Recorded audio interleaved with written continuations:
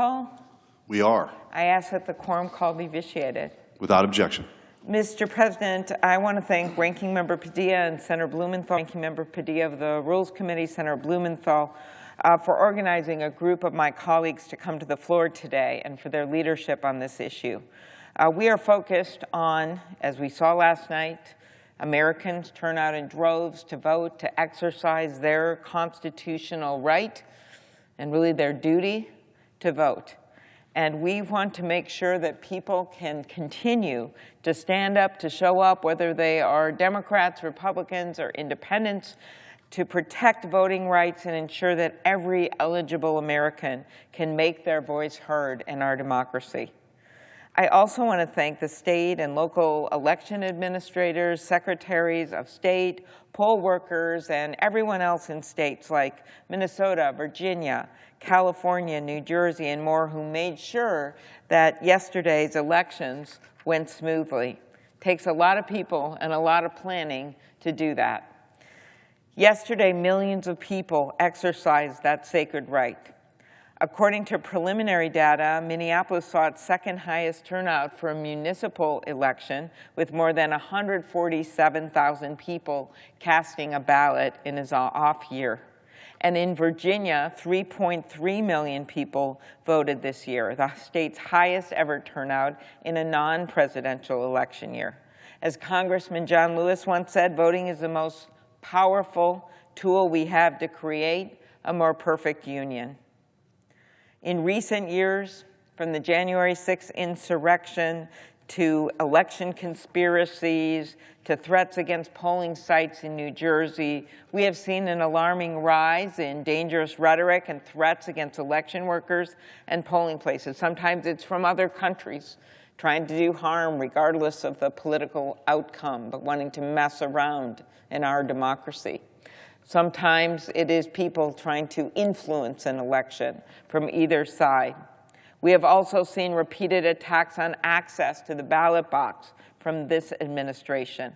The Justice Department has turned away from its mission of enforcing the Voting Rights Act, and the President has issued an unlawful executive order to overhaul our nation's elections that would purge American citizens from voter rolls and make it harder for the men and women of our military to vote.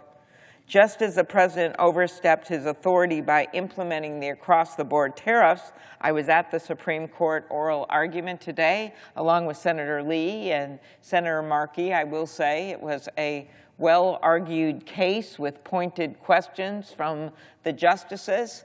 I am very impressed by some of the arguments that were made against these tariffs by both the states and the lawyers for the small businesses, as well as some of the justices' discussions when it came to the tariffs, about Congress's right under the Constitution, under Article 1, our authority to assess taxes, not an unconstitutional delegation or an overreach by the administration. And so we have seen this overstep with regard to the tariffs, which is having calamitous effects on my constituents, small businesses, farmers, ranchers. One soybean farmer told me it was the perfect storm of ugly. But we have also seen this overstep when it comes to the Constitution and people's rights to vote. The White House recently confirmed that the President intends to continue his unlawful attacks on voting rights by issuing a new executive order targeting mail-in voting. Mail-in voting is nothing new. It dates back to the Civil War, and the President himself has said that voting by mail, voting early, and voting on Election Day are all good options. I agree, and Americans across the country agree. In Minnesota, we have made it easier, not harder, for all eligible Americans to vote, including by giving everyone the chance to vote by mail. We have people who vote by mail. Some of these states like Utah and Oregon, they have almost the vast majority of people vote by mail. We're not actually that. We're kind of a mix. We have the highest voter turnout in the country, nearly every election in the country. I go into a hardware store or a cafe, and I know that 70–80% of the people have voted. Sometimes they'll come up to me and say, well, I didn't vote for you, but I did like this one thing you did, or I have an idea for you. That means something in a democracy.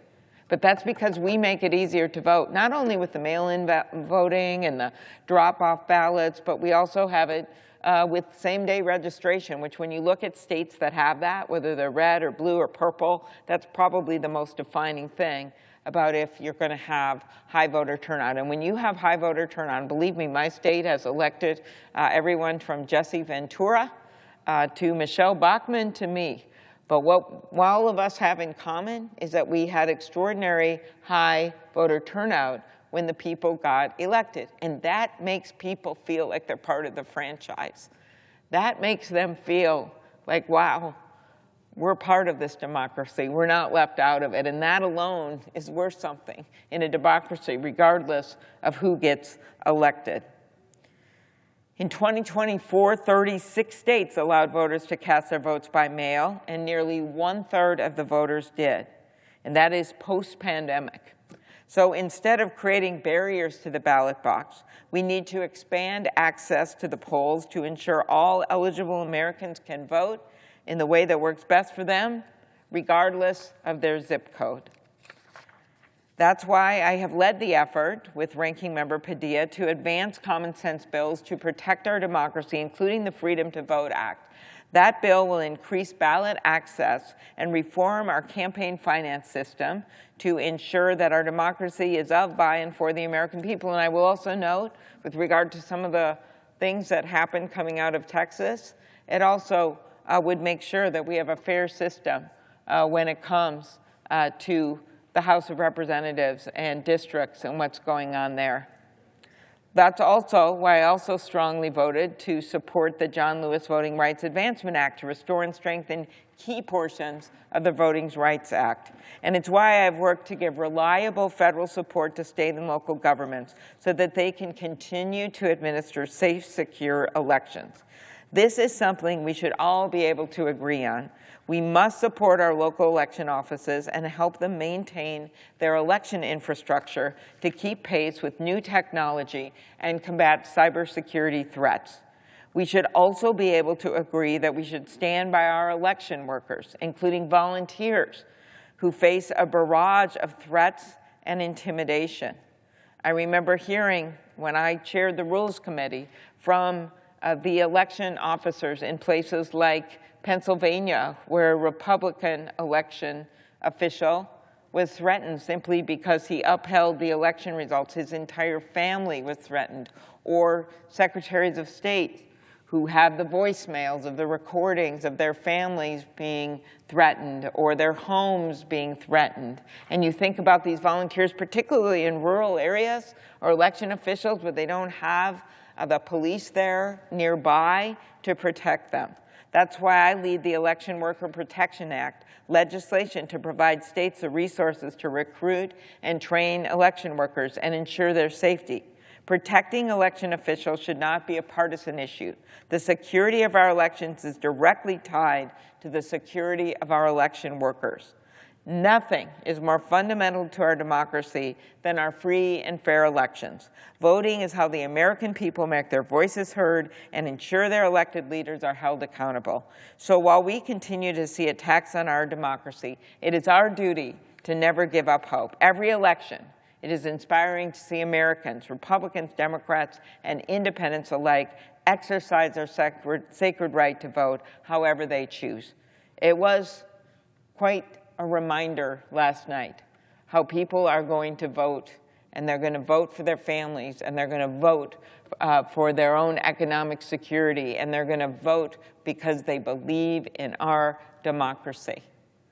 Even in an off-year election, when no senator is on the ballot, when no president is on the ballot, where not even a member of Congress is on the ballot, but 2 governors, and some referendums about the judiciary and some referendums about the elections and some local officials and mayors, people turned out, and they turned out in record numbers. So I hope that makes people realize that our democracy is thriving, but our democracy only thrives when we make it so people can vote. And I have been so proud of my state over the years. And again, we're a purple state. We've elected Republican and Democratic governors.